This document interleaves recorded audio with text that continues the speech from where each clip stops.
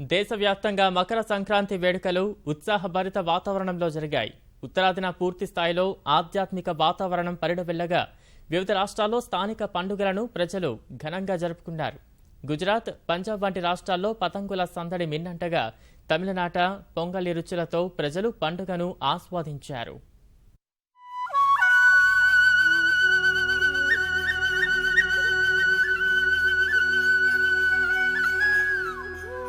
సూర్యుడు మకర రాశిలోకి ప్రవేశించడాన్ని స్వాగతిస్తూ దేశవ్యాప్తంగా వివిధ రాష్ట్రాల్లో స్థానిక సంప్రదాయాల ప్రకారం ఉత్తరాయణం, లోహిరి, బిహు, పొంగల్ వంటి పేర్లతో సంక్రాంతి సంబరాలను దేశ ప్రజలు జరుపుకున్నారు.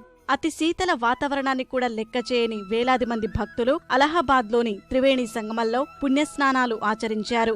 రద్దీ కారణంగా స్థానిక అధికార యంత్రాంగం వాహనాలను పూర్తిస్థాయిలో నిషేధించడంతో 5-6 కిలోమీటర్లు నడుచుకుంటూ వచ్చిన భక్తులు స్నానాలు చేశారు. త్రివేణి సంగమ పరిసర ప్రాంతాల్లోని ఆలయాలన్నీ భక్తులతో కిటకిటలాడాయి.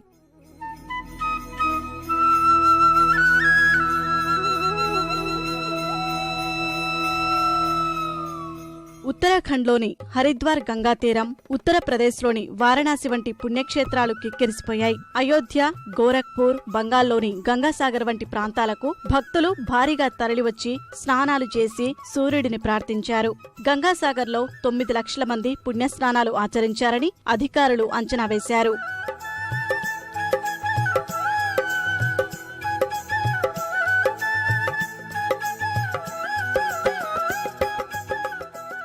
సంక్రాంతిని తమిళనాడు, పుదుచ్చేరిలో పొంగల్ పేరుతో ఘనంగా నిర్వహించారు.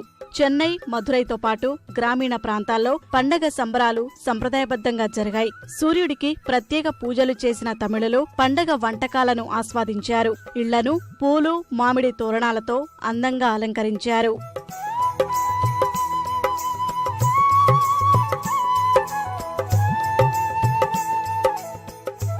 సంక్రాంతిని గుజరాత్లో ఉత్తరాయణ్గా, పంజాబ్లో లోహ్రీగా జరుపుకున్నారు. అమృత్సర్ స్వర్ణ దేవాలయంలో పండగ వేళ ప్రత్యేక ప్రార్థనలు నిర్వహించిన సిక్కులు లోహ్రీ వేడుకల్లో ఉత్సాహంగా పాల్గొన్నారు. అసోం వాసులు మాఘ్ బిహుగా పండగ చేసుకున్నారు.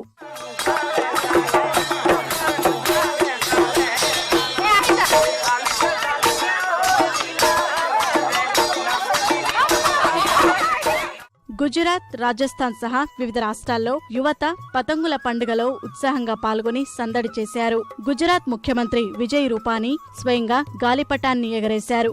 బాలీవుడ్ నటుడు గోవిందా కూడా అహ్మదాబాద్లో గాలిపటాన్ని ఎగరేశారు.